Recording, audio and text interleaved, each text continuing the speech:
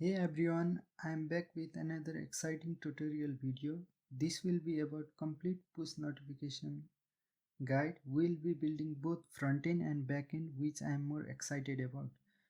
We Android developer always dependent upon Firebase for back-end services, like even for sending push notification we used to use Firebase console, but today in this video we'll be integrating our Firebase admin SDK in Ktor server, so we don't need to use Firebase console for sending push notification. Also, we'll be having much more control of sending push notification when we use our own server. So, like in our Android app, we'll be handling whatever notification we send from our server. Also, we'll be handling deep linking. Uh, Basically, deep linking basically refers to opening a specific screen, like we have seen in many social media app. Like whenever we press, whenever we tap on any notification, if it is about a user, then we will be navigated to that particular user profile. So we'll be implementing deep linking. So let me just give you a quick demo of what we are going to build. So let me just open Postman. Postman is basically used for testing our servers. So I have already set up API route which we will be creating in this video. Also, I have set raw data in JSON format, which contains token, title, body, deep link, image URL, and topic. Token is used when you want to send a notification to a specific user, and using topic you can send to a group of users at once. You can send a notification to group of user at once. So let me just give you a quick demo. Like whenever I now when if I send notification, then you can see I have received a notification. When I tap on this notification, our home screen is open. Now let's say we want to go to notification screen instead of home screen. So notification, I have added this implementation. Later we will be seeing how it works. So when I send, we have received this notification. Let me just tap and you can see we are in notification screen. Also sometimes, like I said, in many social media app, there is like URL looks like something.com and profile with username or user ID. Let's say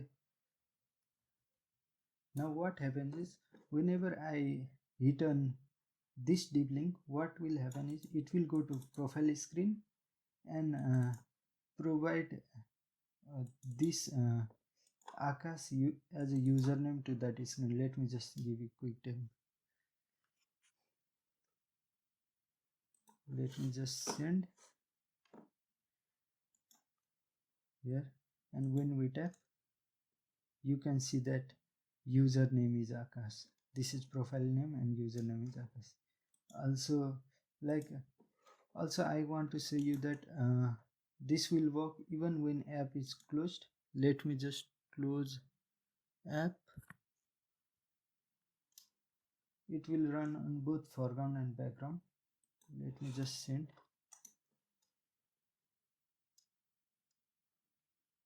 Yeah, you can see when I open, and it will go to profile. When I hit back, it will first go to main default screen, that is home screen, and that it will just get cancelled. So this was the quick demo of what we are going to build. So yeah, now let me just give you a quick overview of Ktor. Ktor is basically a framework, lightweight framework to build web application, uh, web APIs using our favorite language, Kotlin. So now we can use Kotlin for both front-end and back-end development. So yeah, we can pretty much easily use features like Kotlin coroutines in our backend services, which makes our backend services much more faster, reliable, and the feature which I like most about Kotlin is typesafety. We can create routes in typesafe manner. There are other features like we can also use Kotlin JS, uh, Kotlin DSL version of HTML, which is basically we used to write web applications. And using Ktor server, we can create server. There is one Ktor client as well, which we can use to make API request. And yeah, there are lots more features. You can visit Ktor website, ktor.io. So next is Firebase cloud messaging. Like Firebase cloud messaging is a messaging solution that lets you send messages at no cost. Like you don't need to pay anything for sending notification. Like if you integrate this SDK in your Android, so we'll be integrating Firebase cloud messaging SDK in our Android as well, and we'll be integrating admin SDK in our Ktor server, which will send notification, and we'll receive that notification in Android using the FCM messaging services, which I will later show you. And next is work manager. So what is work manager? Work manager is basically as name suggests, for any performing any work reliably. Like maybe when you send notification and user suddenly uh, reboots, like say Android device restarts, then what happens is your notification will never reach to the user. So to handle such cases, we use work manager. Also, like you have seen in some social media app, like they send notification only when device internet connection is active. So we can add some condition in work request to say to do this work only when there is internet connection, or if there are some heavy works, then we can check if user has battery and things like that. For that we use work manager. I'll show you how to add this work manager to send notification. Also, now let's see the goals of our video. Like I talked, we'll build Ktor server. First we'll integrate Firebase admin SDK, then we'll be creating a route which I used in demo to send notification, and we'll be sending data messages to single device. We will also handle topic to send data message to multiple device at once. So I'll show you this in a while creating Ktor server. And in our Android, we'll integrate FCM. We'll handle push notifications in from our server. We'll add work manager to properly handle notification, like for sending once data messages is received in our application, then we'll make a work request to work manager using work manager, and work manager will then send a notification, like based on whether there is internet connection and based on what are your other requirements. Also we'll be handling deep linking. So this deep linking, by handling deep linking for notification, it will work for other part as well, like I'll show you while building our Android app. And also for Android 13 and above, we need permission to send push notification. So I'll show you how to add that push notification for Android 13 and above as well. So this will be a complete guide on push notification. So now let's get over to Android Studio and start to build our Android app first. So I've just created one empty compose activity. Now in app level build.gradle we'll add two plugins. Let me just quickly add that. Let me quickly paste that. Yeah, you can see that one is for Google services like for Firebase and one for KSP. It is basically for annotation type of feature. We'll be adding one annotation one library that uses annotation for deep linking. It is basically used for navigation. We'll use for deep linking our composable. So just add these two plugins and then let me add a block. Just to inside this Android block we'll add this block of code. What it will do, it will just generate some code for navigation. Here you can see that it uses KSP, so we added this plugin. So then we need few dependencies. Let me just quickly paste that. You can find all of these on my GitHub. I'll put the link in description. You can just check that out. So let me just quickly paste that to dependencies. This is for Firebase notifications. We'll also create one project. Just in a while we'll be creating a new Firebase project. This for work manager and this for navigation with compose. Now this tool and this library requires us this block for generation of some code. Also this plugin, KSP plugin. Based on your Kotlin version, you can find your KSP version. Like I am using 1.7.2, so it will be for 1.0.8.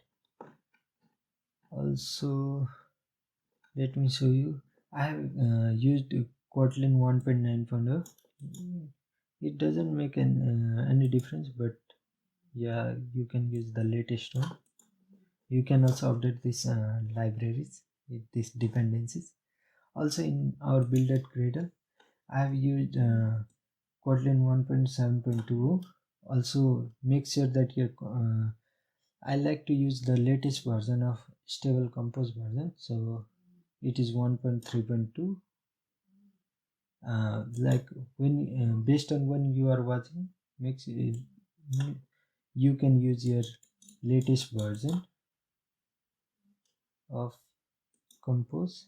Also in compose options, in project level builder creator, inside compose option, make sure your Kotlin compiler extension is also the latest one. I am using 1.3.2. It is same for both. Now right now they are updated differently, like they are independently updated, compose UI version and compose compiler version. So right now this is the stable version, so I am using this one. In future you can use based on that. You don't require to update these versions, but yeah, you can do that. Also make sure that your compile SDK and target SDK is 33 or greater. Like now we only have 33. If you are watching video 1 year later or 2 years later, then it might change. So Basically it is used for like push notification permission.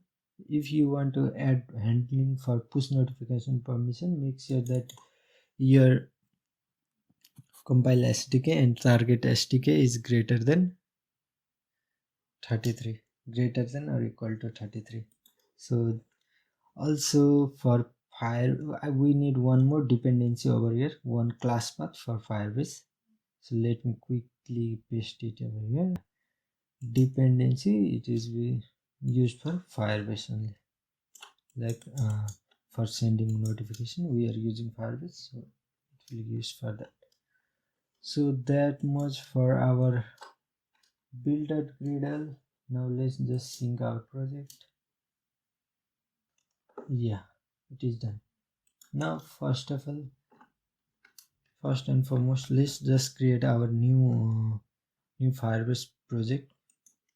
Let's just create our new Firebase project. I'll just name it my push notification app. We can continue, then continue.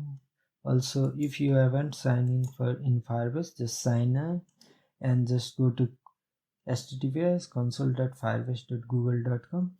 Then you can generate a project. So it is generating a new project. Yeah, and it's done. Now let's just continue, and it will open our dashboard. Now to add our Android app, just tap on Android icon, then paste your package name. So you can find your package name over here in app level, and you can just copy your application ID, copy it, and you can paste over here. App name is optional, so I won't be pasting. You can put your SHA as well, so I'll just leave it. We can do this later as well if it requires, but when you publish your app on Play Store, then you must need to uh, provide your SHA. You can do this manually after creating project as well. So now I'll register.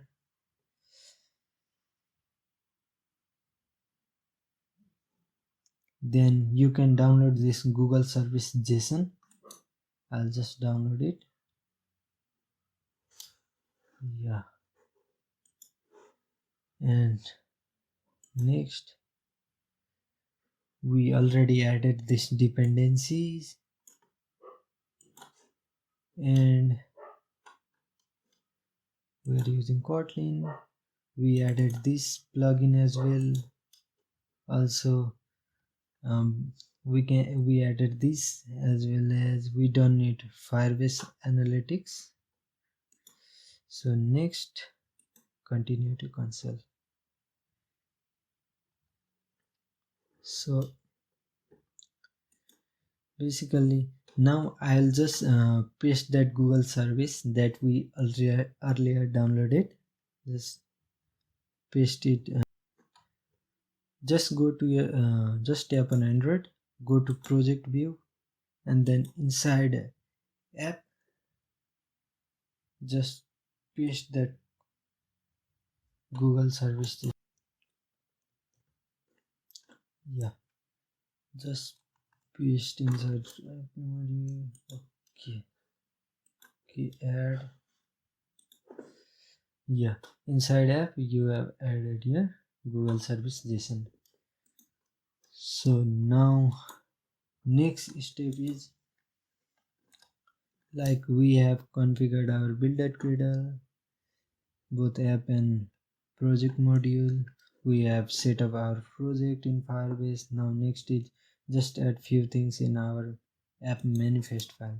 So first thing we need to, let's not do this right now. Let's handle notification To do that, I'll just create in clean architecture. We basically do things like we divide our project based on feature module. It is our notification feature. I'll name package feature notification. I'll create feature notification. Inside feature notification, we'll create new package for our push notification service. Inside this, we'll override one service. Let's create just name it push notification. Okay, notification service. Name it push notification service. Hit class, enter, turn task, yeah, add.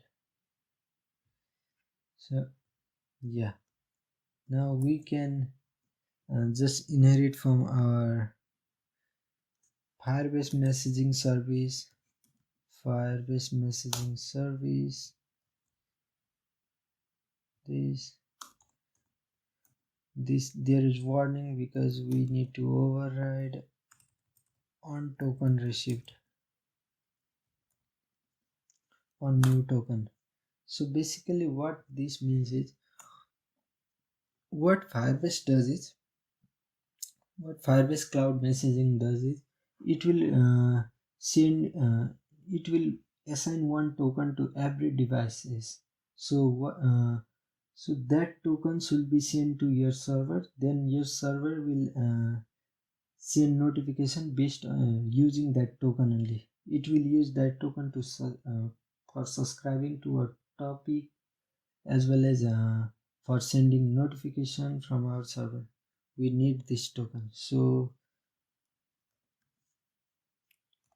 I'll just print over now, print line. We'll just print this token. We'll do nothing, but yeah, what you need to do is send this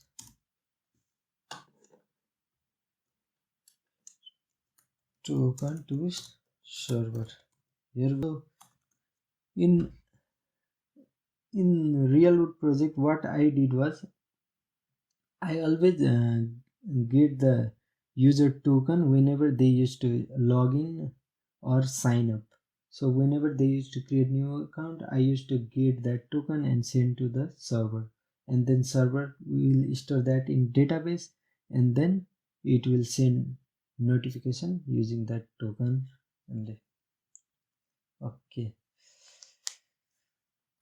on received message. So here, like using Firebase, we have three types of messages. Like one is data message, one is data with notification with data payload, and one is only notification message. So via console, you can send only notification message and notification message with payload. But in order to send data messages, you need to use your admin SDK in server, or there is HTTP API which you can use to send data messages. Also, in this video we'll be using our own server, so we will always send data messages to Android app, and then what Android app will do, it will just create one notification and deliver via work manager. So what we will be doing is, we'll check if messages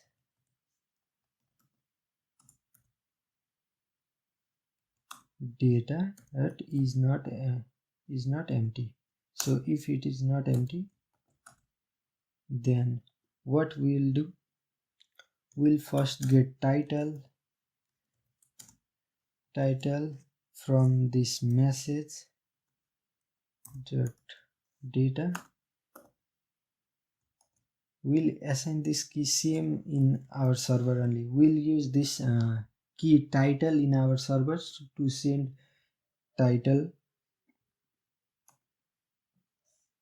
Well, body will be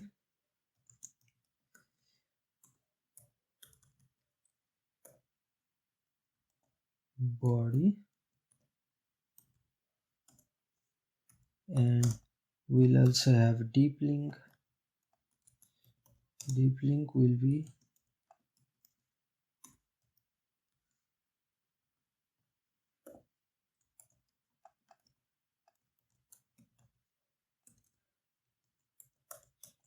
we'll set it to empty string by default. So if we don't pass deep link from our server, then we'll pass empty string. So in case of empty string, it will just open our default screen.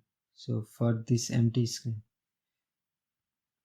also we will get image URL. It will by message dot data.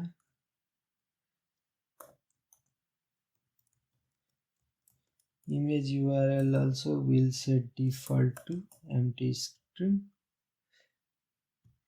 So yeah, we got our notification datas like title, body, deep link, and image URL. Now we need to use this and create new notification and then send it to the device.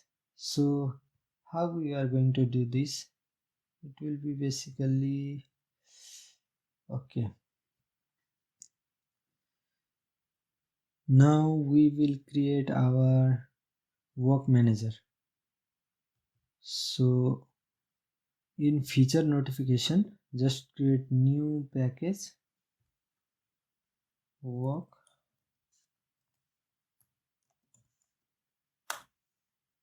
Inside work,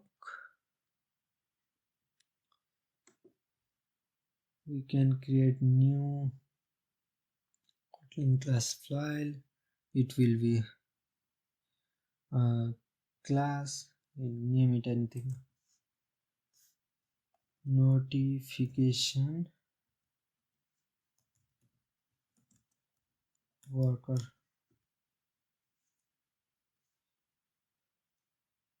Push notification worker, just name it anything. I'll just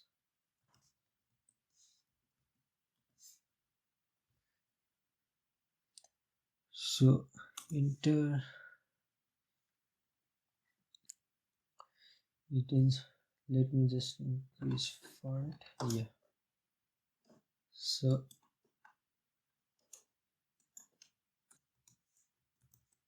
coroutine worker,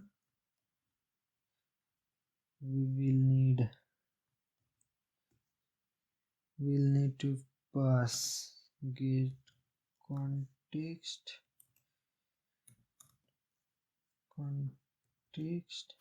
also we'll need parameters params worker parameters. So and here we can pass our context and parameters. So now we can override one function do work. So basically it will be responsible for doing work, and we can return result based on whether if it is successful, we return result that successful. Failure, we can also add retry conditions using work manager. So first thing we need to send notification, we'll send notification from here. So let's first create our notification utils. So inside work package, create new Kotlin class file. It will be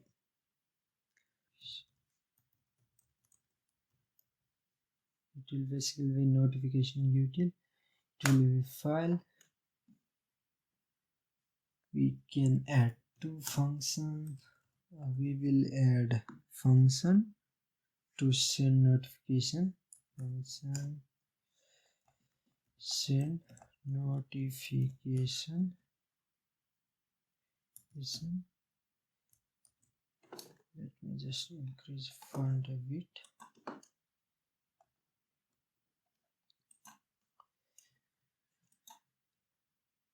Send notifications.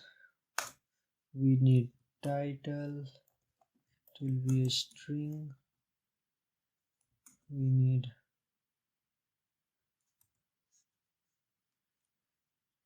title. We need body. It will also be string. We need div link. It will also be string. And last we need image URL. Okay, not here. So image URL, it will also be string.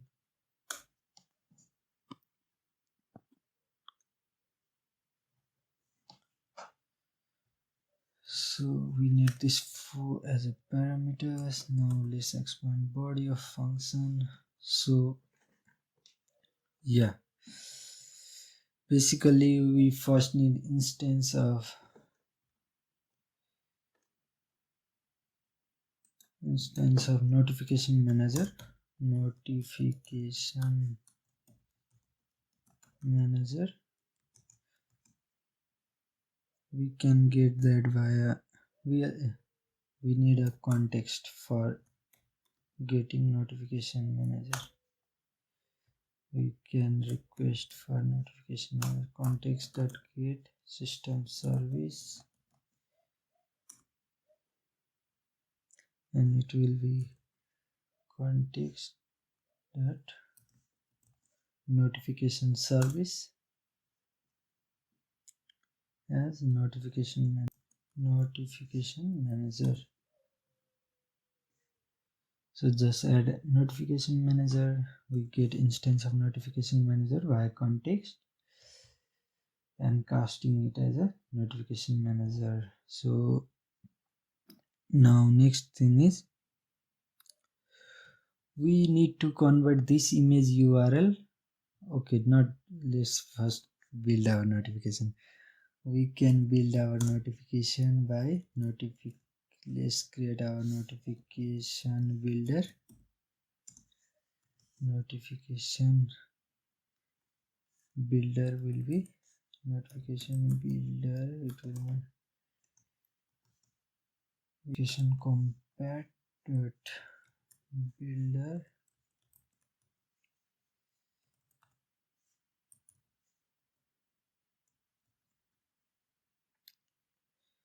It will take context. So for Android version, Android API level 26, we need to pass channel ID. So for that, let's create one util inside feature, or let's create a in root package. Sorry, in root package. Just create new package util. We'll create new object, new Kotlin class. It will be object, name it constants.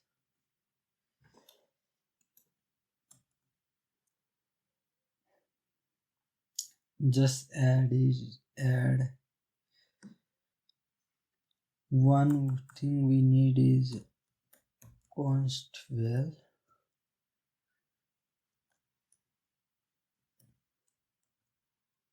Push notification channel ID,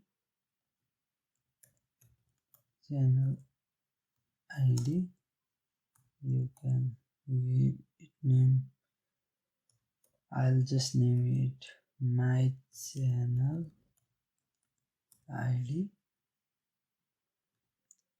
Also you need name while creating channel name, so it will be visible to user, so they can enable or disable notification from this channel. By going to settings they can do that. So you can give it name my push notification. I will name it push notification. This is the name that user will be able to see in by going to app settings. So we created two constants. Now let's get back to our util function. So before going, let's create our channel, like function to create channel. For that I like to do that in our base application. So inside Kotlin class, inside root package, create new Kotlin class file. It will be class, name it base application or anything. Let me just name it my app,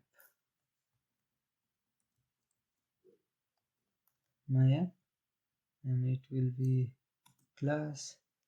It will inherit from application. So on create of this app, we'll create our notification channel. We don't need to create for API level below 26. So above 26 and API level above 26 will create channel for them. So in case if you have multiple channels, so you can create list over here, and then we can loop over that list in on create only. So now let's create a function, create channel, notification channel.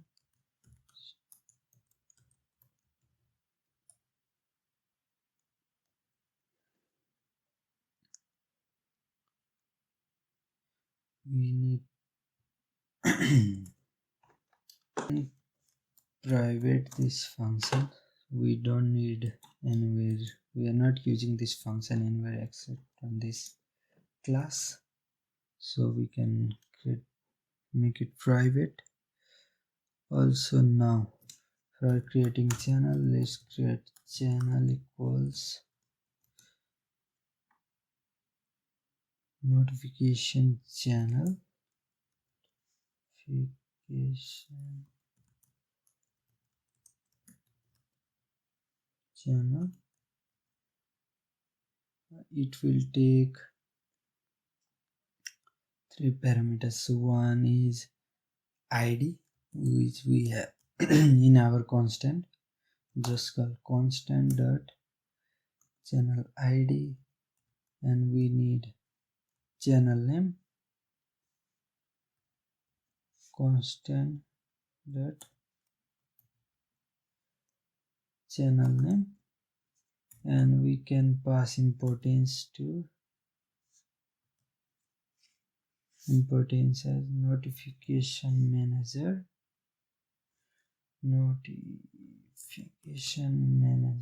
dot importance high or importance middle. Just make it importance default, and here we get a warning. So call require API level 26, minimum is 21. So just press Alt enter and surround it with this. If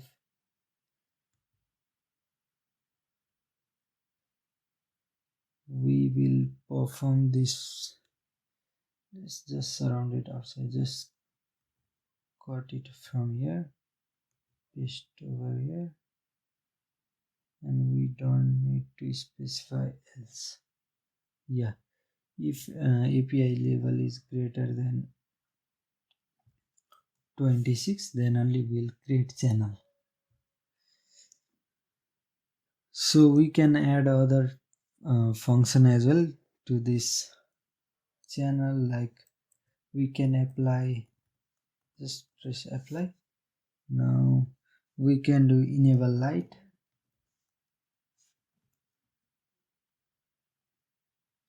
We can either, there is small LED in and some Android devices, for them whenever you device receive notification, the light will blink.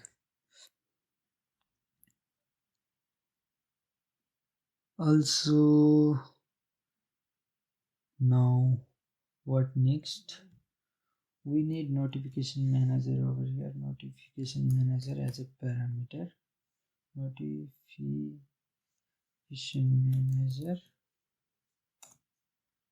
and yeah, notification manager to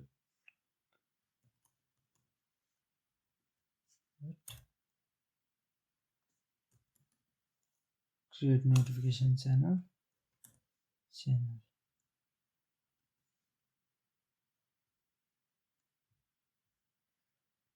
Else we will just return, we will do nothing but we'll return, because we don't need to create channel for API level is lesser than 26. So now from here we first need notification manager instance. We can get application contains context, since it inherit to application context, get system service, and then we can specify notification context dot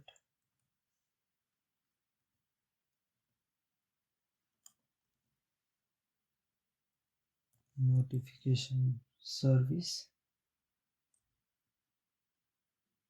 and cast it as notification manager. Now we can just use our this create notification channel function.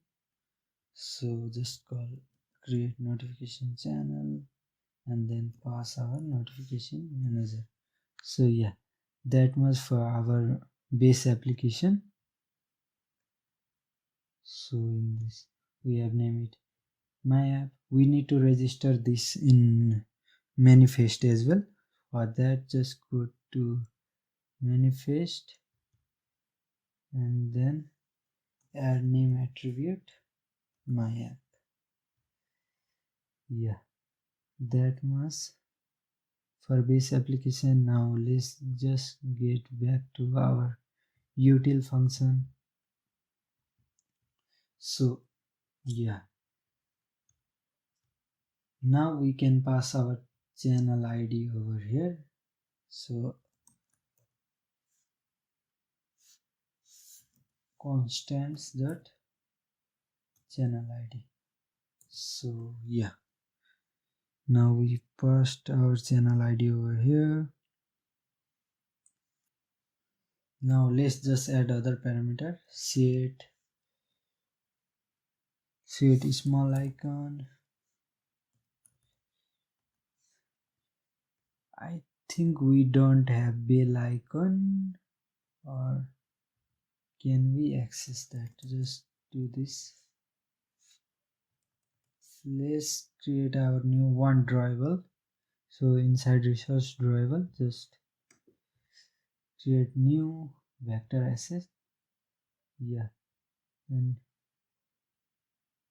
you can select, you can search like this, bell novel notification, and then select this one. Okay, and then yeah, you can give it a color, and then next, finish. You can now just do this.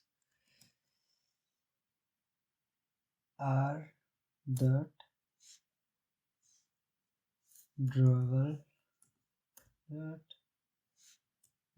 k, alt enter to import r dot driver dot, and our base notification active 24. We have set our small icon, it will be visible at the top. So now next is we need to set our title, set title text, set content title. Title will be title, set content text, it will be our body, we can pass our body. Next is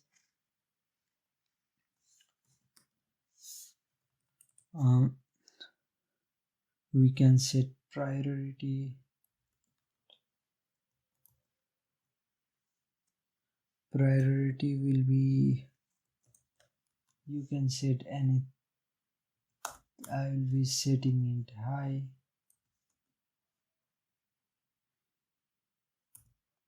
We have next it set auto cancel, so whenever we tap on notification it will just be removed from our system notification tray.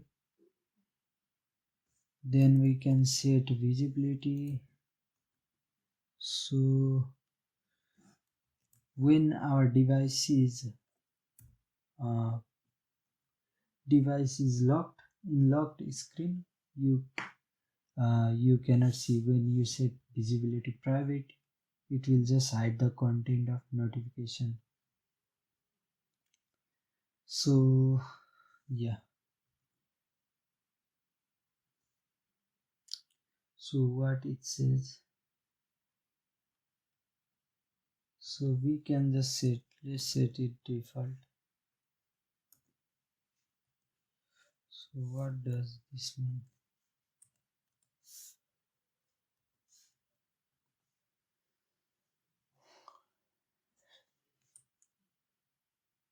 Okay, I was doing it wrong.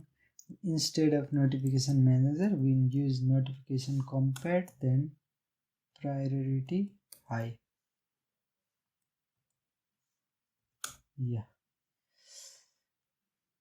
So now two important thing left is, one is deep linking. So when users tap on notification, how we will be using this deep link URL to send user to a specific screen. For that we need first in this function we need to add our pending intent. So for pending intent we first need to create a task intent. So we need a normal intent with some task. So first let's create task intent. It will then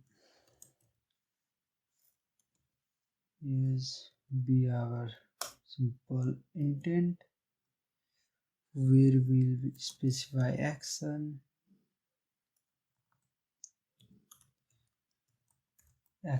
view,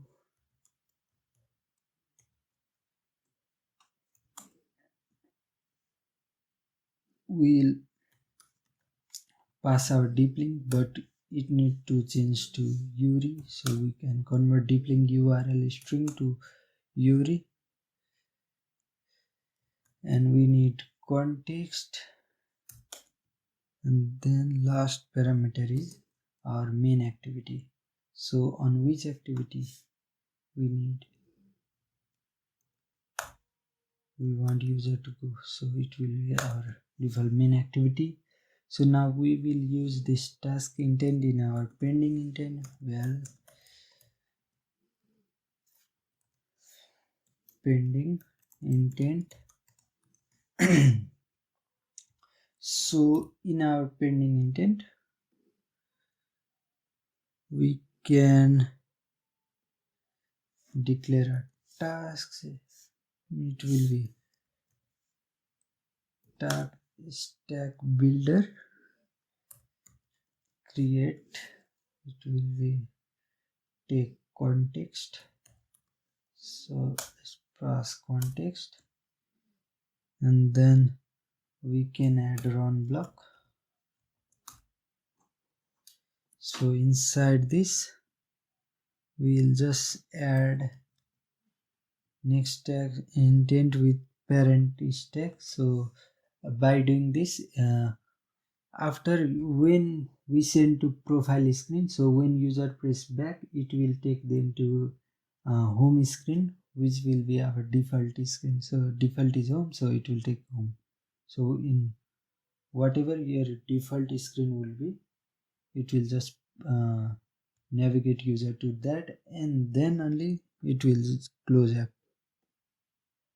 So yeah, we can now add this task intent.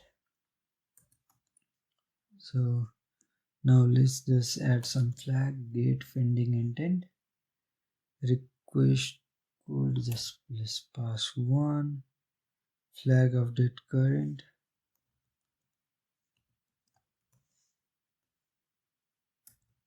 we'll pass flag update current, or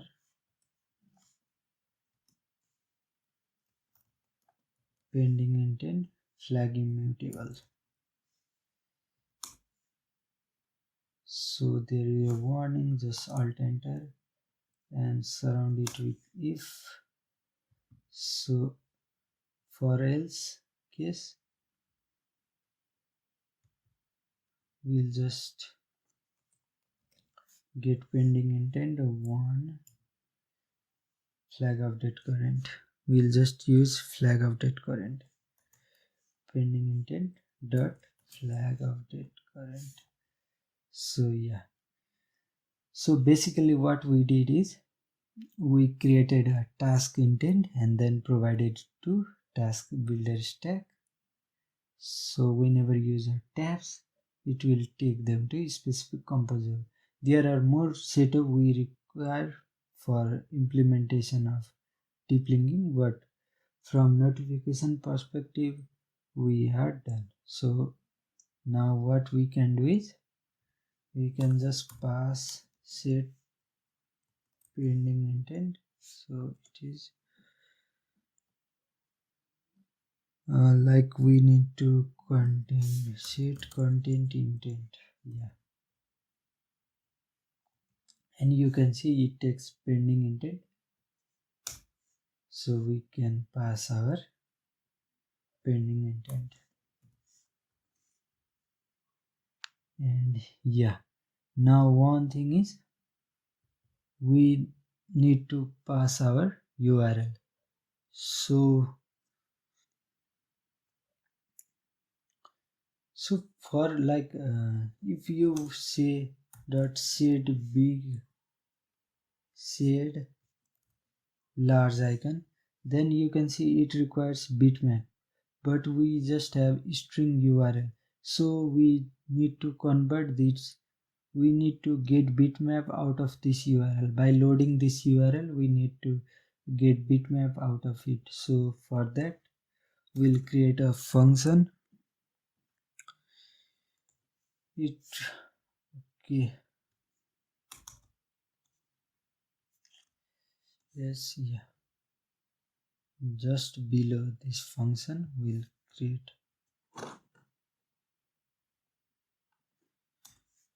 private suspend. It will be suspend function, since we are getting image image bitmap out of loading by loading image URL. So get bitmap from URL. I'll name it this. It will take image URL as a parameter and then return nullable bitmap. Type nullable. So let import bitmap. So we'll do this in with context. We can either return over here, return with context. So what we need to do this in dispatches IO. So it is basically for making network request or performing some database stuff, reading, writing. So in our case we are also getting bitmap out of URL, so we'll do in IO dispatcher.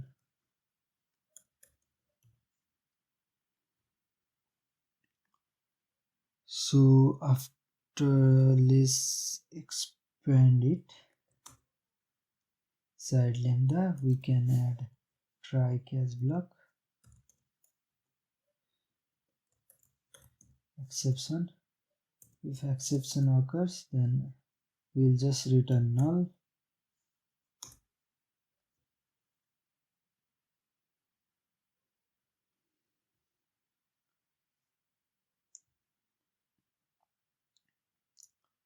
Else we will be returning,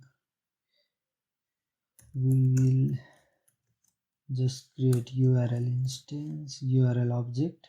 So to create that, just URL, then we'll pass image URL.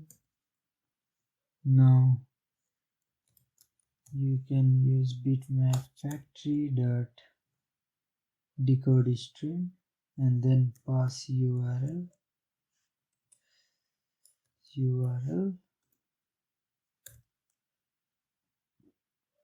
dot open connection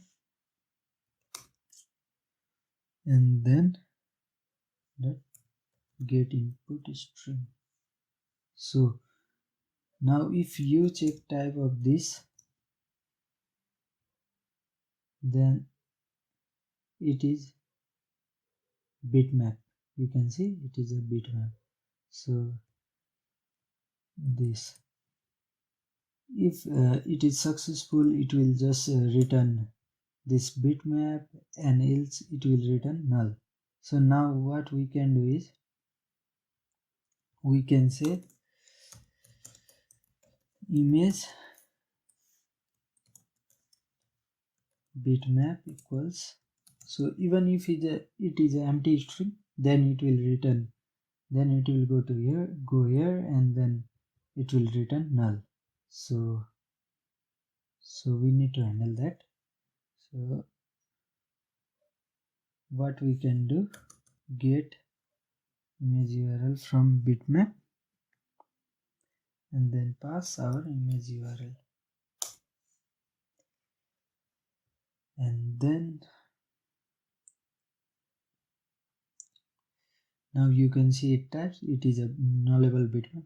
So there is an error, so we need to make this send notification function also suspend, in order to use suspend function, since this is a suspend function. So to use this suspend function, we need to annotate here with suspend. So yeah, now what we can do is we can add a check. If image bitmap not equal to null, then what we can do, we can say notification builder dot set large icon and then pass our image bitmap.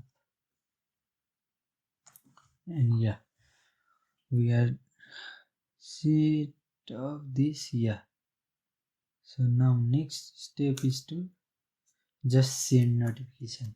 Then we'll use notification manager dot notify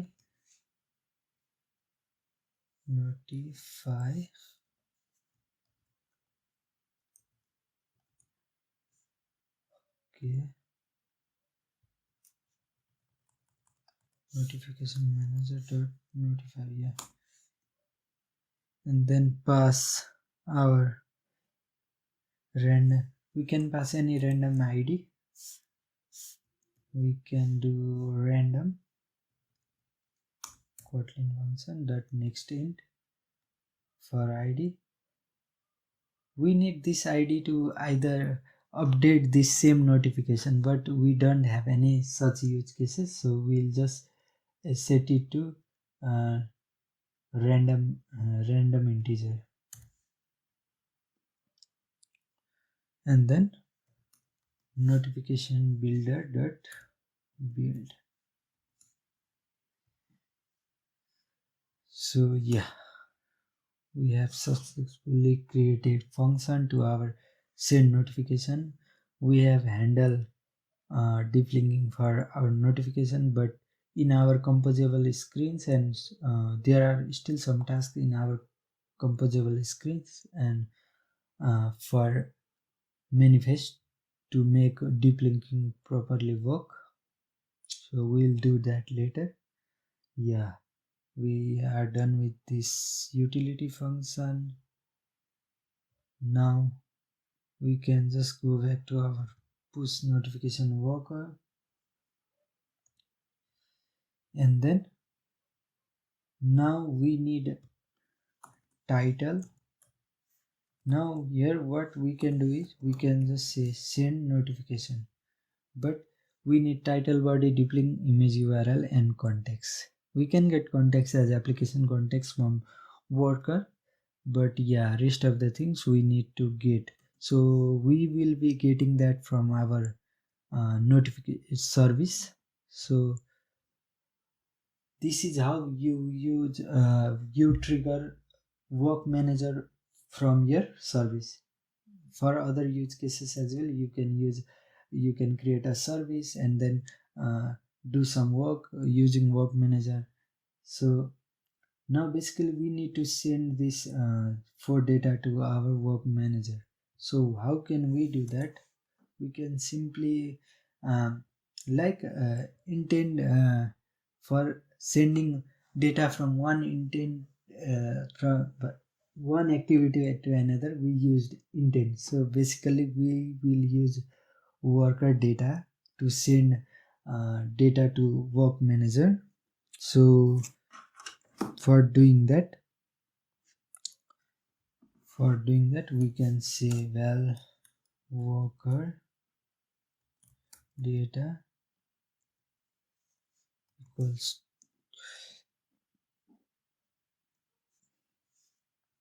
equals work data of, and then we need to map like title to title, yeah, we'll say body, we'll map body with body we get from our server, we'll map deep link to deep link, and then lastly we'll map image URL, okay, image URL to image URL. So make sure like you use same key in your worker as well to access this data like token, body, deep link, and URL in your worker. Now what we can do is to get title,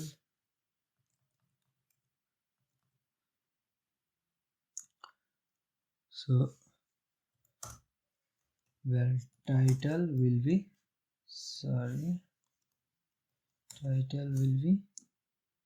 input data like intent.getExtra is in. For activity we have intent.getExtra, and for work manager we can use input data.getString and then pass title. We can duplicate this title body. This will be deep link, and this will be image URL. So just copy, paste, copy. We'll say body. Mix it the key here, like title body deep link URL matches one here, like title body deep link and URL. Now what we can do is we can now pass our title, next is body, next is deep link, image URL, and application context for context. So we can make sure that it is non-nullable, since we can make it non-nullable.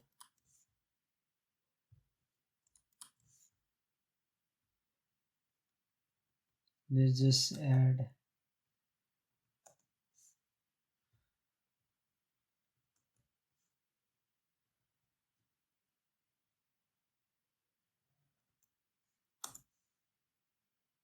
we just add in parameter name. So now at last we can just return. If successful, then we can just return result dot success. You can add your own retry logic. For now I won't be doing that. Retry logic, failure logic. For now let's keep it simple. So we are done with our work manager class. Now let's head over to push notification service, and then we can call this work manager. We can assign tasks to this work manager. So now first thing we need to create request. Like we have data, now let's create a request, work request. So well notification, we'll name it notification request. So it will be one time request, since we don't want to repeat same notification again and again. Every time new notification is received, we will create new instance of we will create new work for that notification, and we can pass our name to worker, push notification worker, and then we can set constraint, like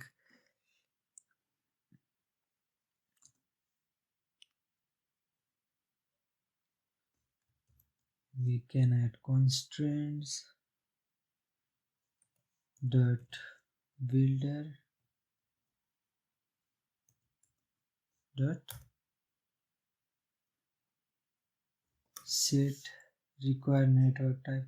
We can say like whether we want to send notification when user is connected to internet, like if your composable screen requires network connection whenever you open that screen, then it is important that you set network type to connected. So whenever device has internet connection, then user will be receiving notification, and then whenever they tap, then they can get to composable specific screen. So then we can build, and then yeah, we have set one constraint. We can set multiple constraints like set requires charging, whether device should be in charging mode, whether ideal, and you can try with other, like there are lots of things you can try out them. So I'll just set that whenever like if you set notification right now and device doesn't have network connectivity, so what work manager will do, it will schedule this notification like whenever, as soon as device has internet connectivity, then it will just send the notification. So yeah, so we need to set input data as well. So one we have created over here, worker data,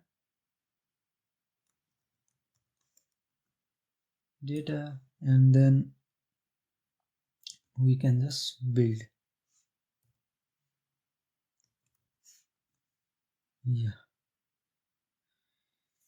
and then last thing is we need to enqueue work manager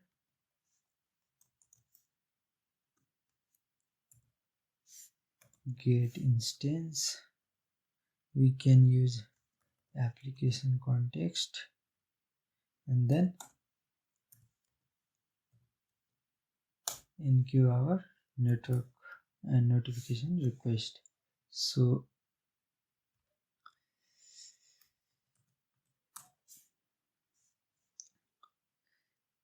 that is pretty much of it. So yeah, let me just quickly review. So this this on new token is called whenever a device has new token, like Firebase assign new token to a device. So what you need to do is you can either send this token to server from here, or what I prefer is like I just send notification. I just when users logins or create new account, then what I do is I just get that token from user and then push it to server and store it as a uh, store it with a username like user details, and then while sending notification I can just use that token to send notification. Yeah, and then message received, we'll just be handling data messages since it is much more reliable. Like data messages, all if we send only data messages, then on receive on message received is always triggered. So whether your app is running or not, whether it is in foreground or background, it doesn't matter. If it is a data message, then it will just uh, get to this service and inside this on receive message.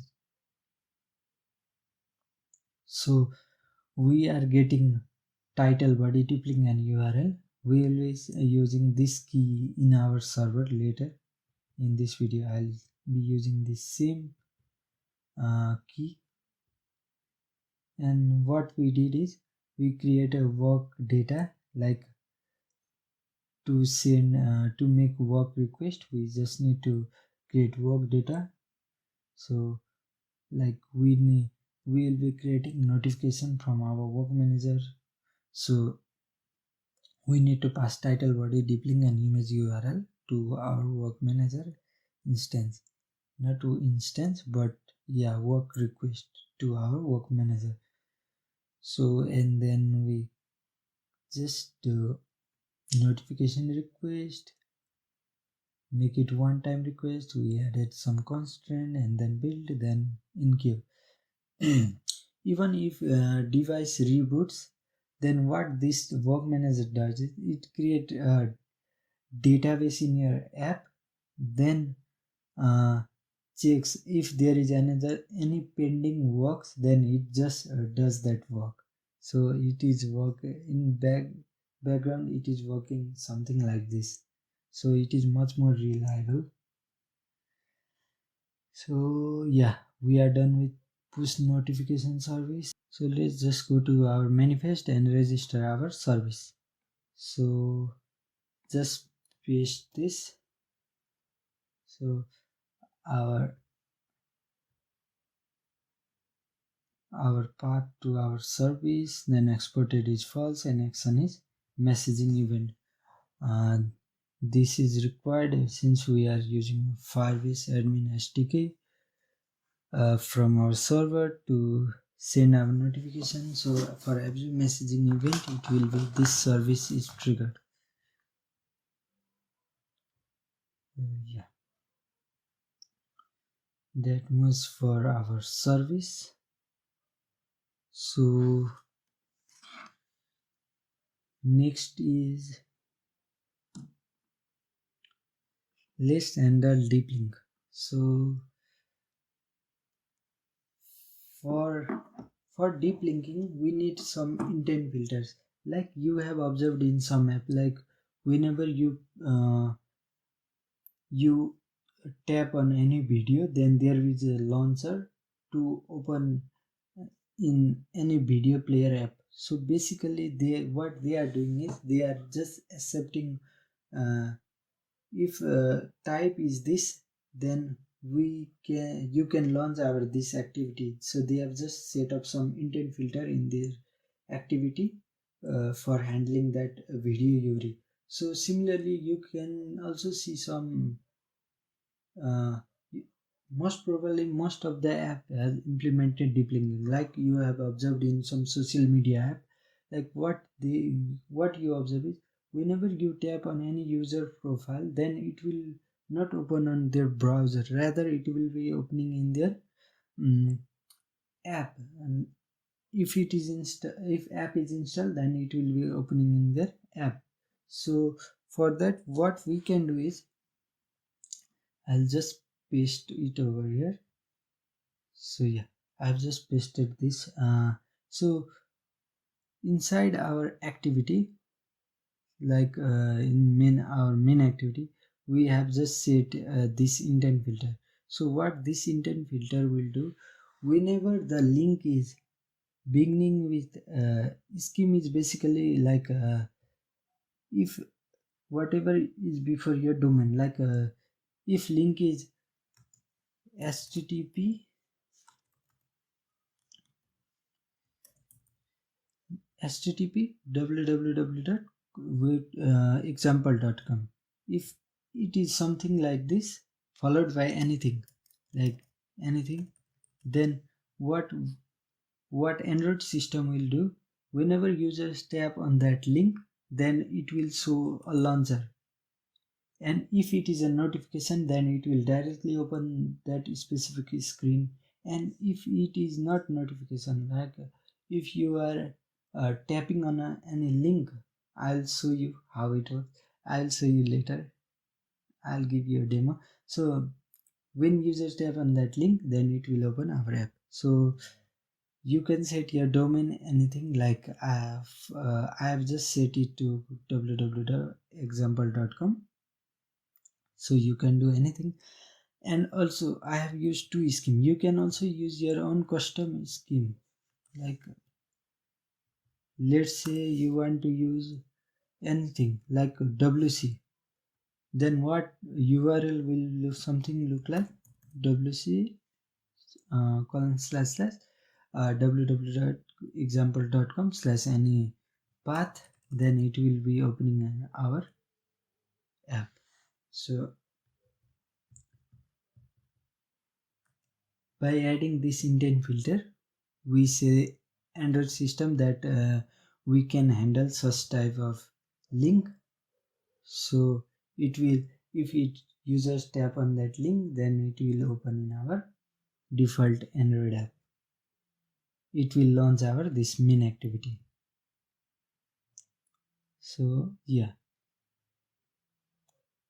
from manifest, that much for our deep linking. Let's also add our push notification permission. We'll later users permission, post notification. will only request this permission for Android version uh, API level more than 33, Android 13 and above. We'll need to request for runtime permission in order to send to notification to user. So yeah, that is pretty much of it for manifest. Now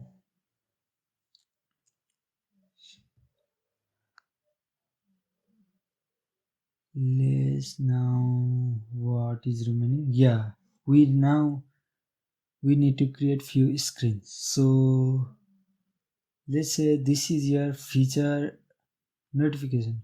Feature notification is one feature. Now let's say you have here another feature. Let's create one package. You have feature profile,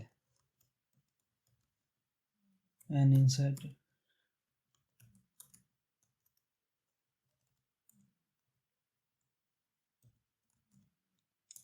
presentation.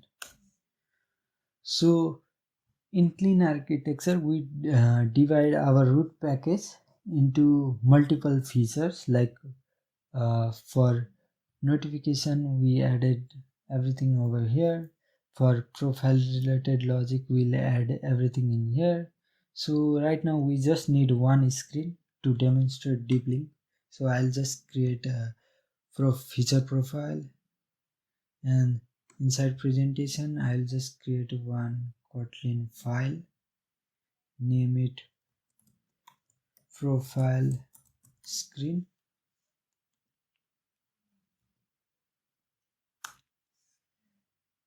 So we can just do composable profile screen.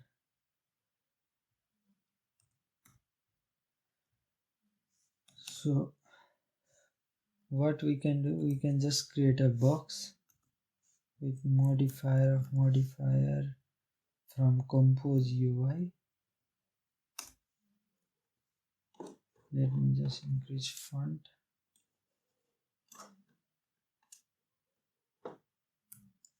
Fill max size, and then we can just say content alignment to center, and we can add a text.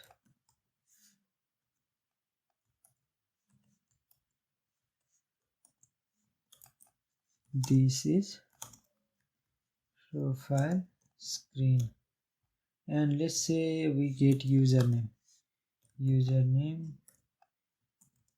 is a string, and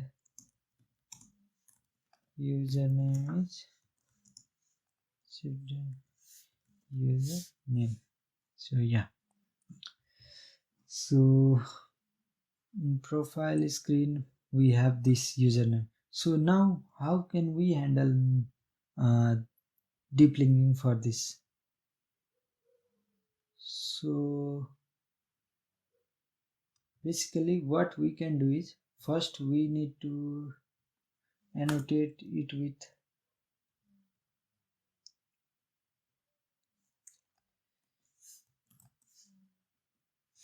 at the destination. So what this destination will do is, destination means it will now behave like a screen, like we are using one library, like I already earlier added. I earlier added this library for handling navigation. This is basically for navigation. So deep linking also related to navigation only. So yeah, let me just get back. Yeah, so what we can do is, to add deep link, we can just open it and say deep links equals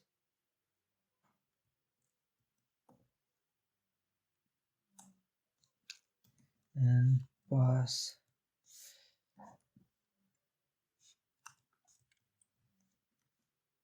list of deep links. So we can add multiple deep links. So deep link, and we'll pass URI pattern. So URI pattern will be like, in this URI pattern we need to get username as well. Like, so how can we do that? So we have said https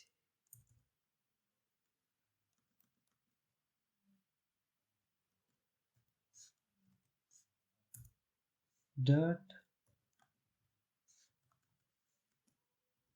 example.com, and we can say profile, and then to get a data we can just insert curly braces. It will be username. Make sure that this and this matches. So whenever user will enter app using this link with profile and appended with username, then username will be displayed over here. You have seen modern apps like, whenever someone shares their profile URL, then it just open a um, specific page with their uh, with details of that particular user. So it is handled in such a way. And yeah, we are done with this screen. We can create one or more screen. Let's create some more screen. Let's say we also have one feature home. We'll make this inside root package. We can create feature home. This package structure is not mandatory. Like, I'm just creating for sake of understanding, like how can you um,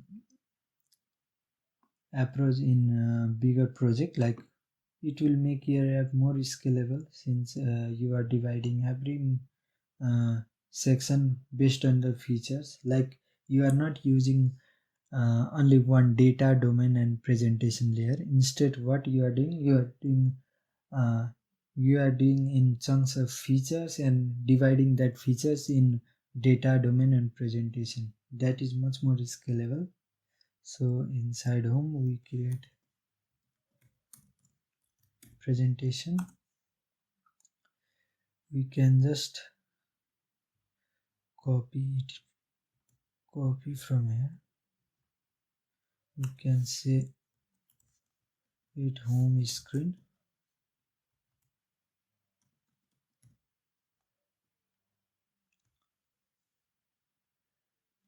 and then we need one more. Okay, let's first handle this. So we'll make this a default screen. So how can we do with this library? We can simply annotate it with root nav graph, and we can say start to true. So it will be start destination, and then rename it to home screen. Let's not set any parameters. Let's say this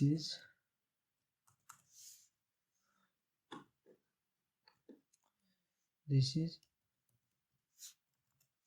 home screen, and then deep linking can also be something like this.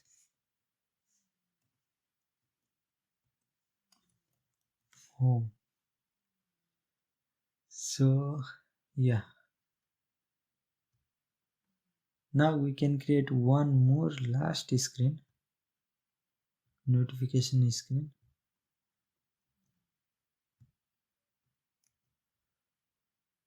We can just paste it over here inside and rename this to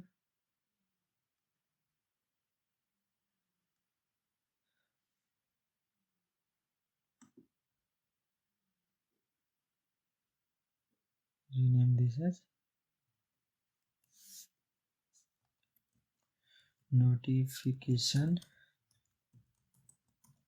screen,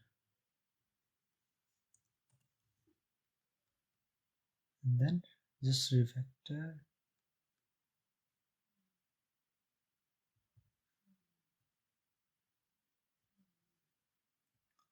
We can just alt enter to change package name. Yeah, and error is gone. So we can say this is notification, and then here's notification, and make this notification screen.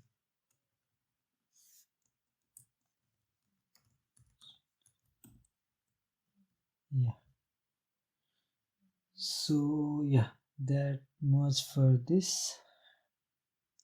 It won't be our root graph, so it won't be, just remove this.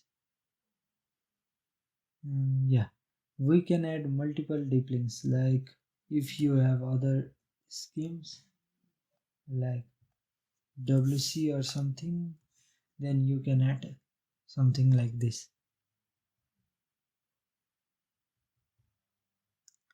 or multiple URI patterns. Let's say not WC because it is already defined, like if whether it is HTTP or HTTPS, it will open in this screen. And let's say you have notification and by some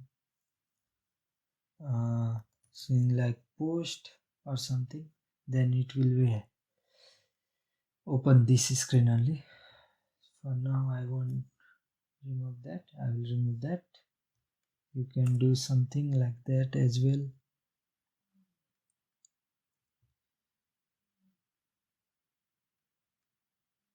So yeah, we are done with notification. Now let's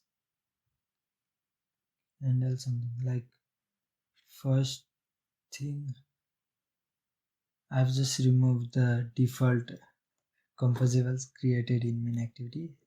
You can also remove that. And yeah, here we need, so yeah, now let's first request permission. Like I'll just keep it simple, like permission launcher will be remember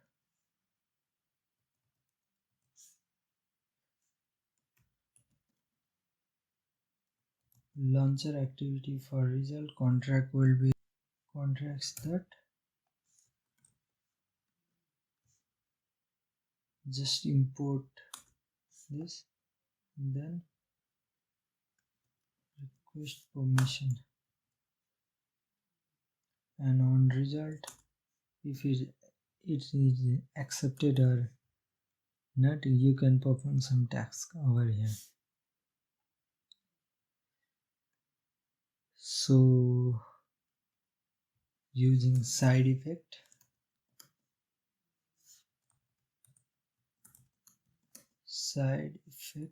will request for permission launcher dot launch, input will be and manifest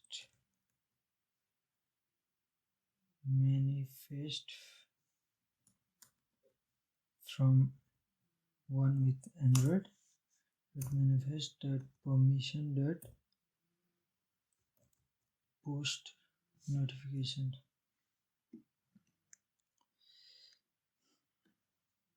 So here we can see that we need to add if clause. So yeah, if Android version is greater than or equal to 13, then we'll launch the permission. Like this is for code for Android SDK 33.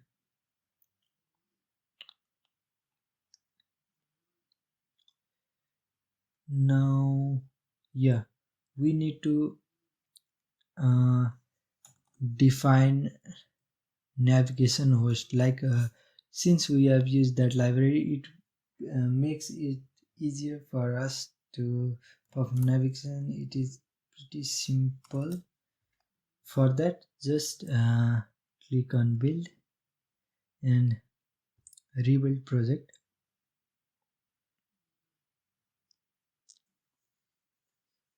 Yeah, and then what you can do, destination nav host and nav graphs will be nav graphs. Okay, it is still not there. What you can do is run the app.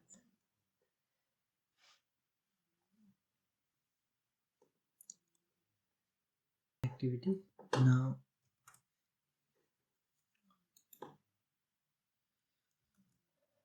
Okay, it's still not there.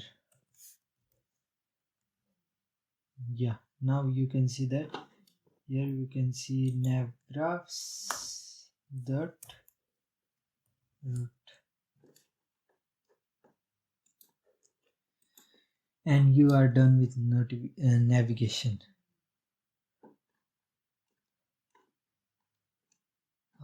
Okay, and one last thing is we need to get registration token of a specific user. So inside launch effect, what we can do is we can say true, and then we can get token of user by saying Firebase messaging dot get instance dot token. Like in your real app, what you can do is you can create like in authentication flow, like while authenticating user in login screen or in sign up screen, you can use this line to get token for that particular user, and then send it with your user details, like notifying user. Right now, for now, we'll just print it, since later we will be using this token equals $6 token.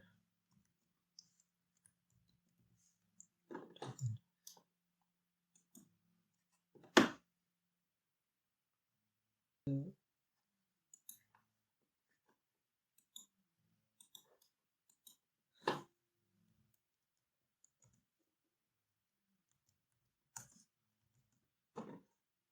here you can see, okay, that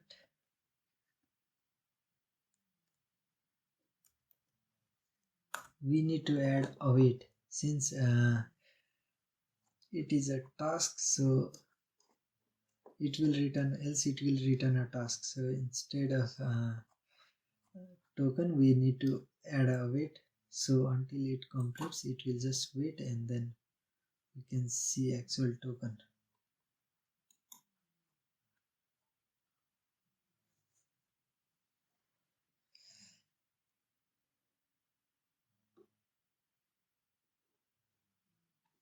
Yeah, and here we can see this token. Using this token we can send notification to this device, and by storing token of all the users, later we will handle in our server. We'll subscribe all the tokens to some topic, and then we'll send notification to that topic, so that it will be received by all the users subscribe to that topic.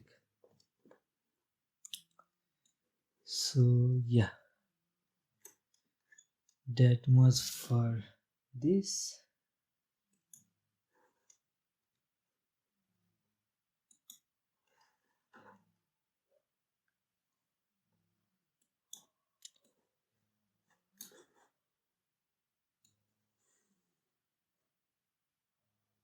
So I'll just copy it for later use. I'll just copy it. I'll just paste over here. We'll later be using this token. So the Android part is completed. Now we'll create our backend service to send notification. It is quite easier, like there is not much task for creating that. So what we need to do first is we just need to, so our Android app is completed, like we have successfully created our Android app. We'll later test if anything goes wrong, then we'll just go back and fix it. For now our Android app is done. We have integrated FCM, we have handled notification using work manager, we have added deep linking, we have also added runtime permission for Android 13 and above, and we have just get one token. I'll be using this token in the video later to send the notification. So now building Ktor server. So how are we going to approach for that? First of all, you make sure you need to install IntelliJ IDEA for that. Maybe there are two versions. One is Community Edition and one is Ultimate Edition. For Ultimate Edition, I guess you need to pay some amount, and you can use community version. I also use community version. It is free. And for creating Ktor project, if you have ultimate version, you can directly create app within your IDE. But if you are having community version, then we can still create Ktor project. I'm gonna show you how can we create our project if we have community version. For ultimate version, we can directly create from our IntelliJ IDEA, and for community version we can just go to browser and say start dot, just enter start.ktor.io. Just enter start.ktor.io and then we are good to go. You can create you can name your project like push notification server, and then adjust project setting like it is similar to like package name, have artifact and everything. Like Ktor version, the latest one is 2.2.2, and we can add few plugins. So plugins are basically the features, like one is we need routing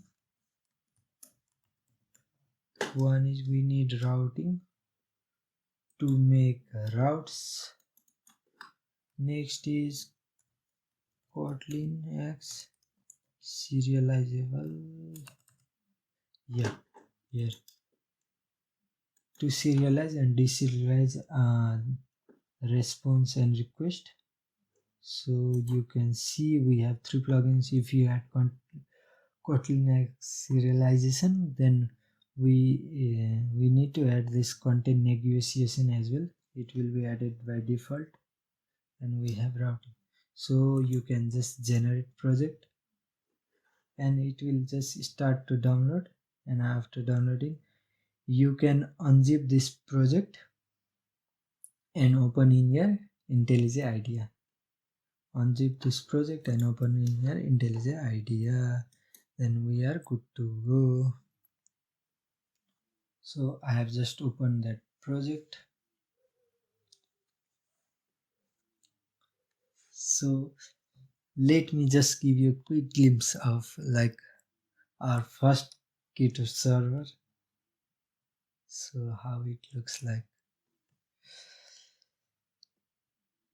Let's just hit finish building.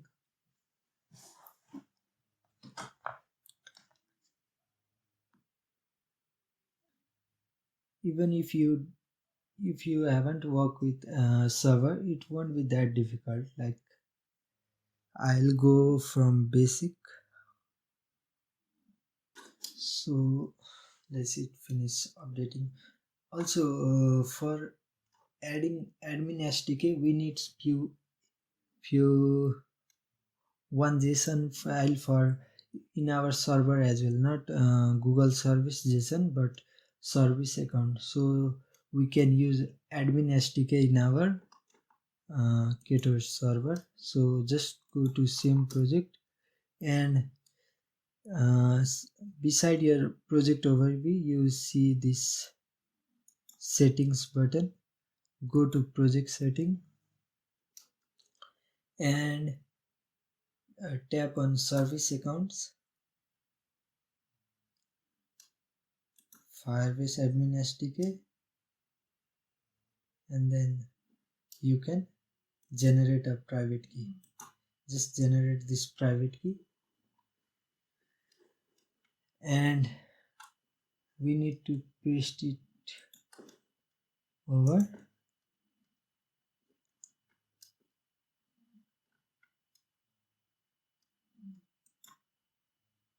inside. I'll name it service account JSON. Firebase service account. I'll name it Firebase service account. And press OK. You need to make sure that you don't need to share this with anyone. It must be private. So yeah, we have application. Right now host is something like this.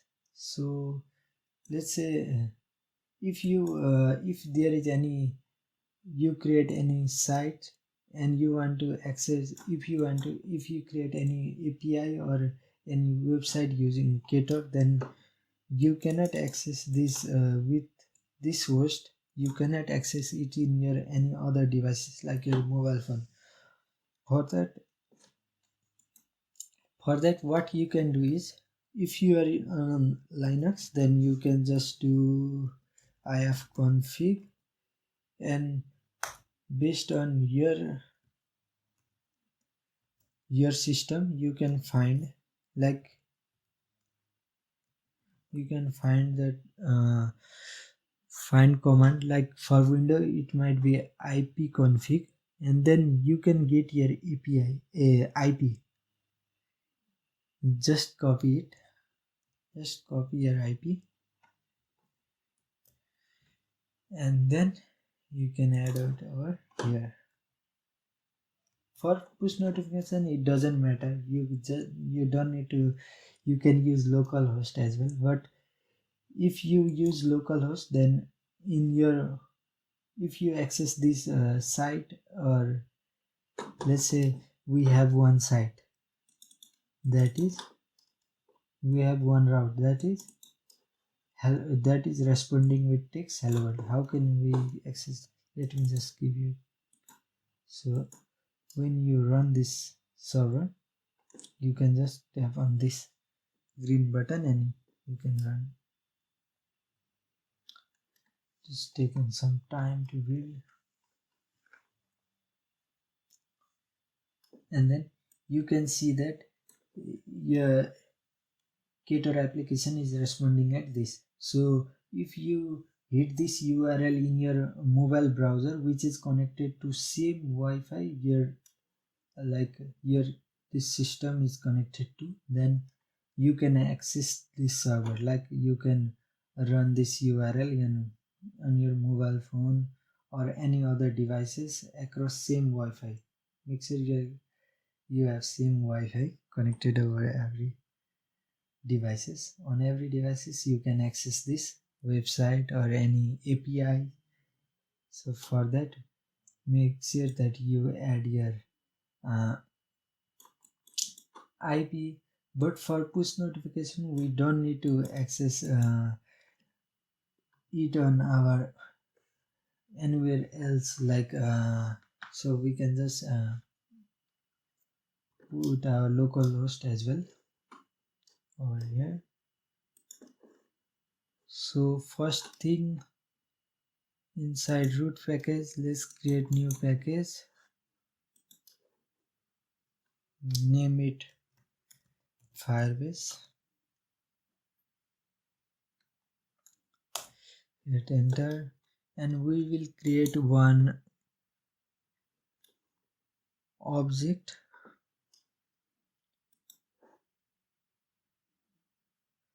Firebase admin with name Firebase admin. It will be object. Just hit enter. So what from this object will instantiate our will be using this service account JSON to configure that we are owner of this project, we are using this project and sending notification. So we make sure that we are the author, we have the authority to send notification using that particular project. So we first need to instantiate our service account. So for that, private well service account, it will be input stream of nullable type. Let me do in another line. So we this class.java dot class loader, and then we can just get our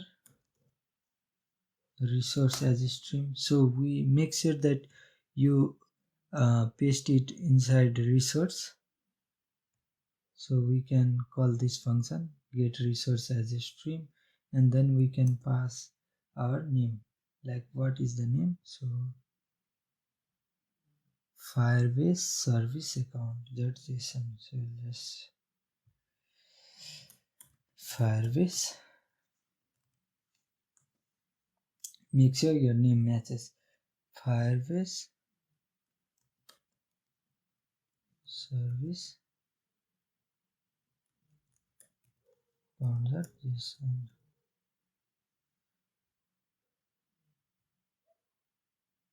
Yeah, and we have, so before anything, let's first add one dependency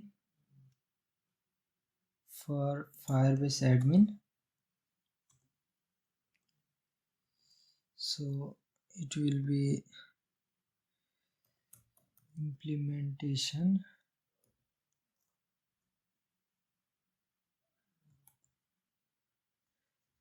com.google dot Firebase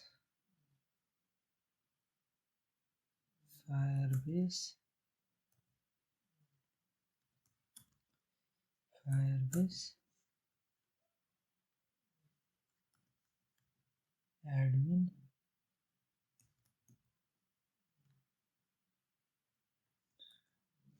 9.1.1. Now let's just sync. You can sync by loading over here, tapping over here.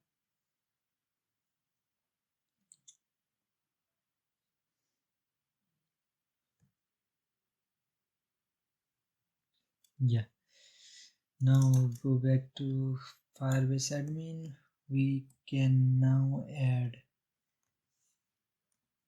few options. Private val options,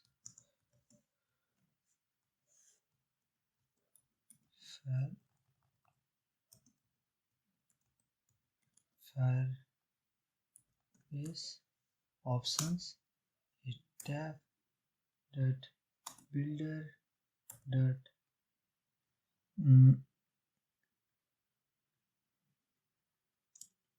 you can just dot set credential and then add service account. Okay, and to add service account you can do Google credential dot from string and then pass our service account string. So yeah, what we did, we get input string from this Firebase service JSON and then providing credential using this. So then we can build and just tap on build. Now we need to add one function init which will return Firebase app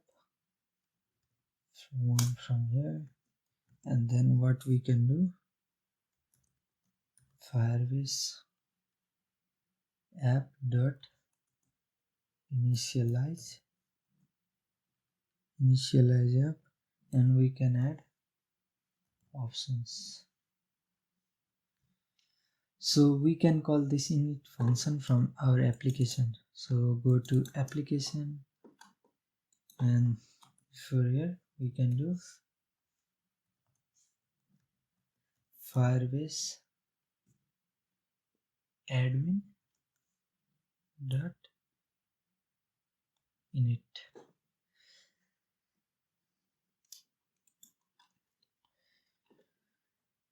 So yeah, we are done with credential part.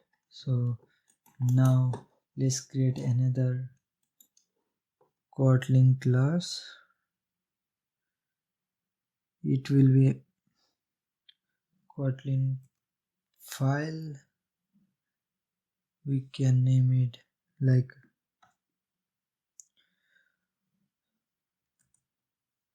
Firebase. It will handle messaging over here. Messaging. So it will be file. Let's make it suspend function and send message. So what we are going to do is we'll create data message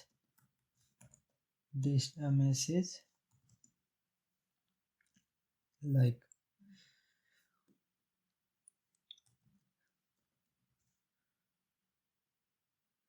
message from Firebase messaging dot builder. Now we can put data like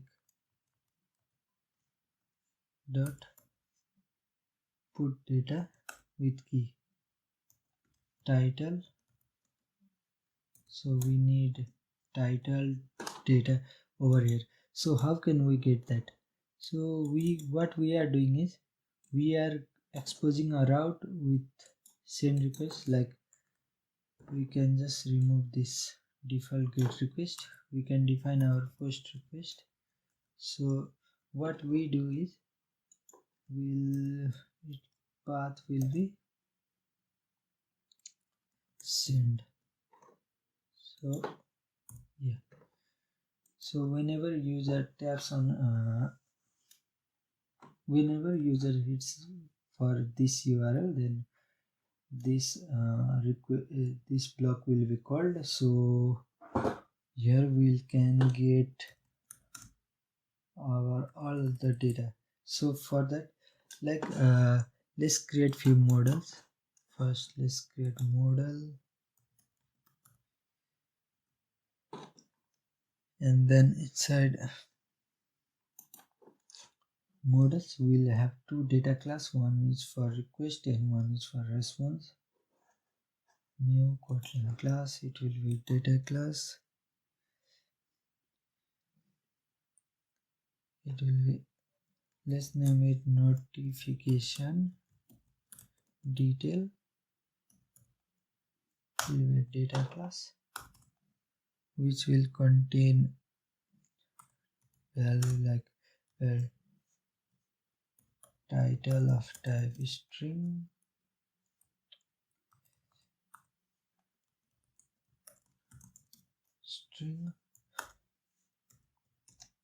body of type string,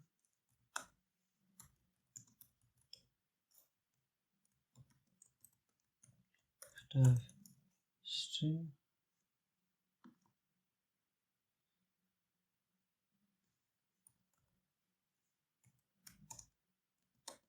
deep link of type string, and then one more will be two more. We have token to send notification to a specific user. Then let's create topic, will also be string. Except title and body will define rest of will make rest of them as nullable, and default value will be null.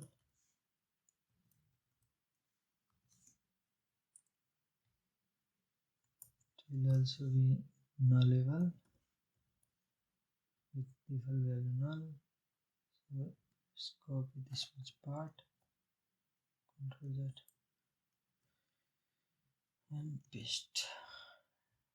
Okay, so let's make it serializable. So whenever we send JSON request, then what it will do is it will convert to data class, and whenever we are sending response, then what it will do, it will just deserialize to JSON. The work of serializable and deserializable. So one will be response, one more data class. It will also be data class type response. Okay, it will contain one details of type notification detail with nullable and value, and then status, whether sending notification was success or failure. So it will indicate that, and one is. So inside our route, now what we can do is, so we can say, well, details equals call dot receive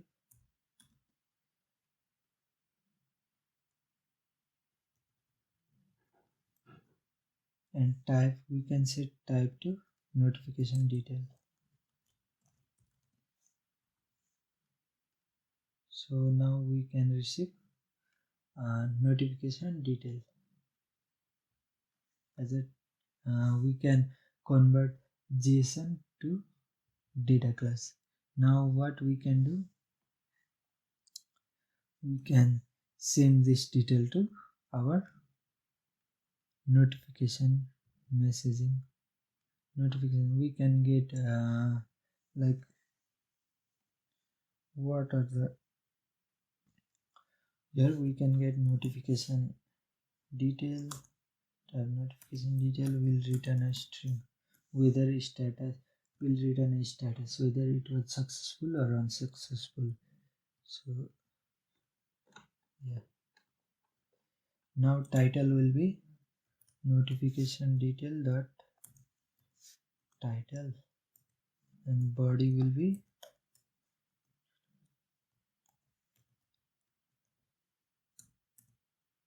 we are receiving in our Android app we receive this data by same name, like we for title we use title, for body we use body.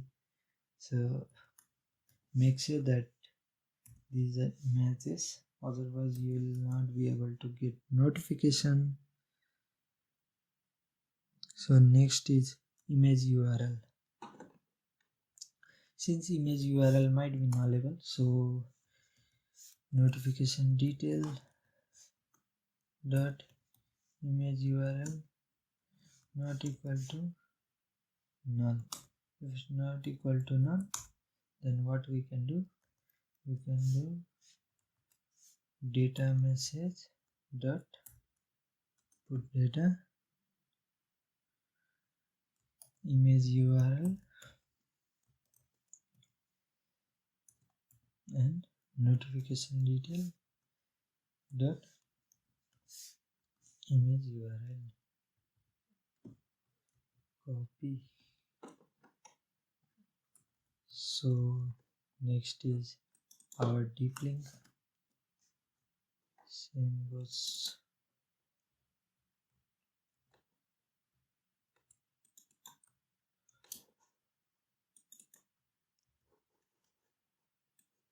Same for our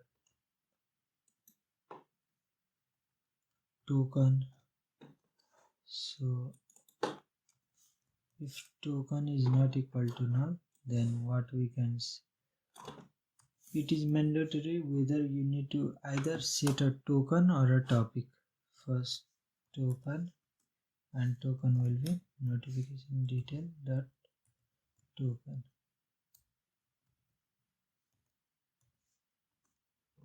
and let's say you want to send to a topic, then what you can do is set topic, then send. But to send to a specific topic, first you need to subscribe that user to that topic. So for that what you can do is, let's create one more function, suspend function, subscribe to topic.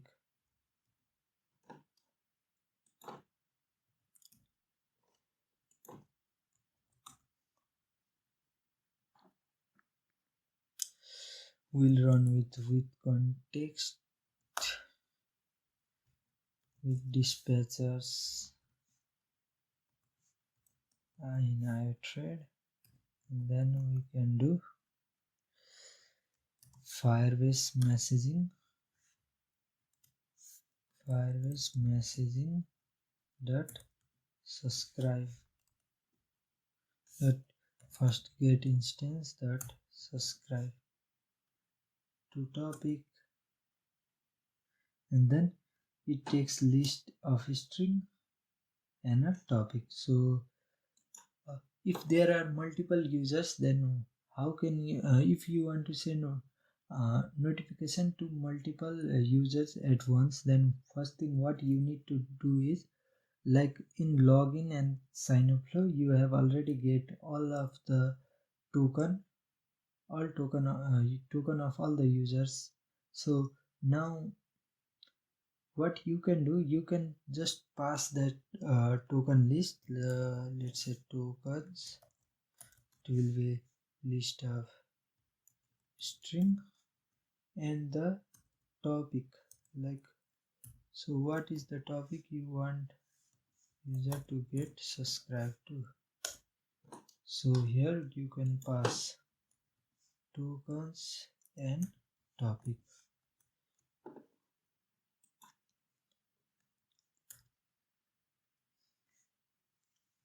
So this will help you to subscribe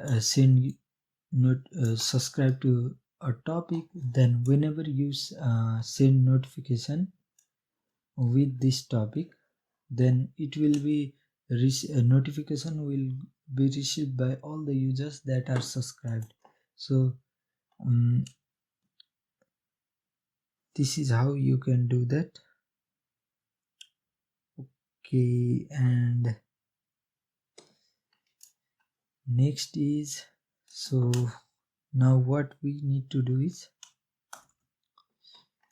so this is the approach for sending notification to multiple users. So next is just create try catch block. So try catch exception.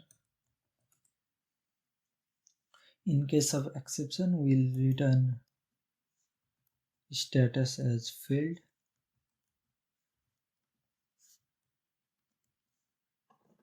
And in case of try, if it is successful, then we'll return success. And then what we can do is Firebase messaging dot get instance dot send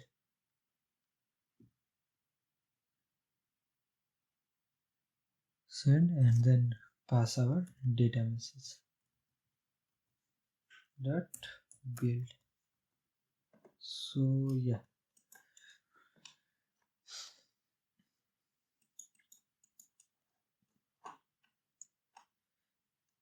so now what we can do is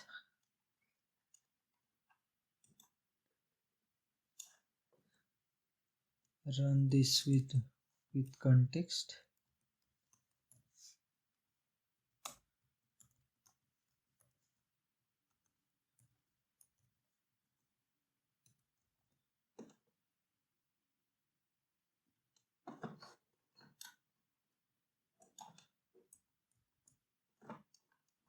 And return.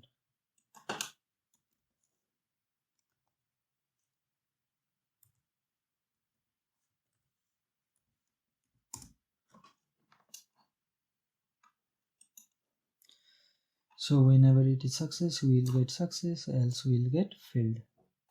So now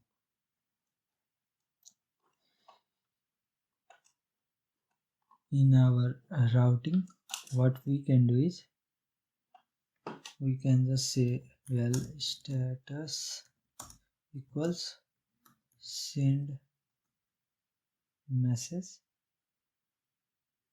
and then you can pass details. So it will get status as a string. So we can say response will be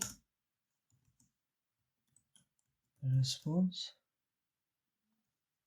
from our model, and then we can pass status equals status and detail variable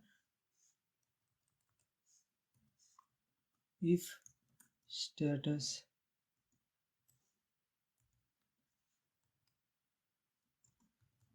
equal success, then what we can do is, if it's success, then we can say detail equal to this details, else we'll say it's null. If it is unsuccessful, then we'll not return the response. So now what to return the response, we can say call dot respond and then pass response.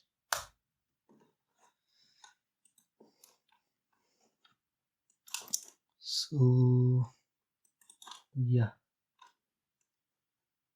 we can remove this.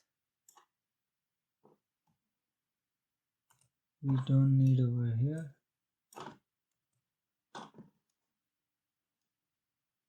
inside routing.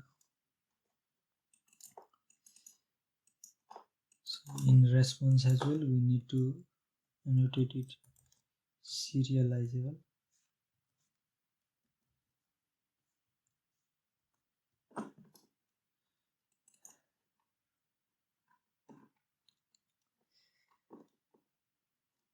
So yeah, we are done with our server as well. So let me just give you a quick overview. So first what we did is we get a Firebase service account, then uh, create initialized our Firebase app by using the same credentials from our Firebase service account JSON file, and then next we created this messages function where we get where we pass notification detail based on something. We pass title, body, image, URL, deep link, a token is used for sending notification to a specific user, and topic is used for sending notification to group of users. So uh, to send notification to group of user, you can use this function by passing tokens and topic.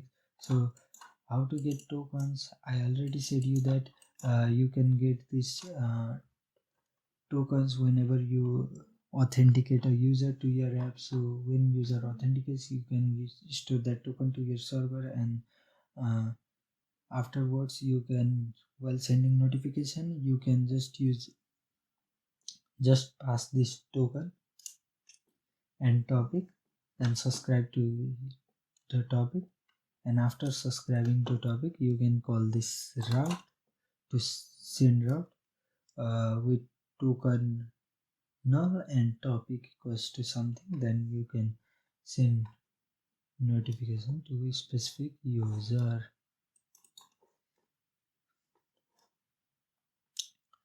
So yeah, now let's rerun our server. Hope it.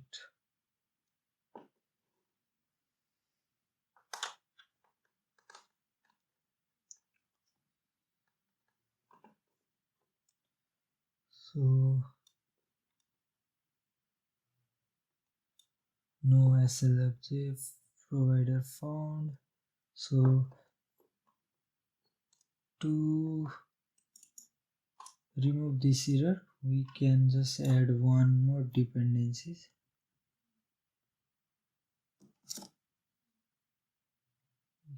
Let me quickly get that dependency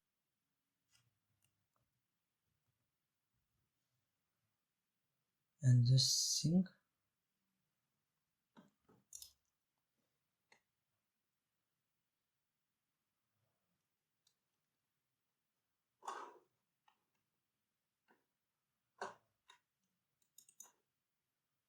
Let's stop and rerun.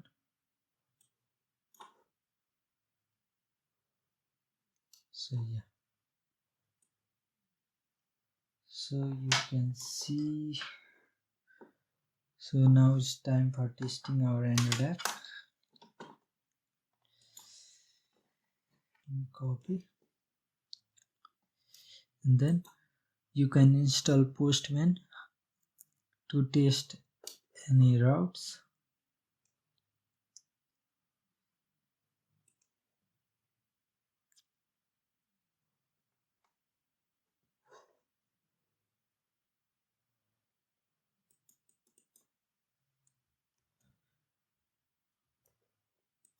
I already had this route. Now let's replace with this token and then send. Yeah, it is successful over here. So I have started my app. So whenever I send, you can see I can change the deep link. So let's change it to notification.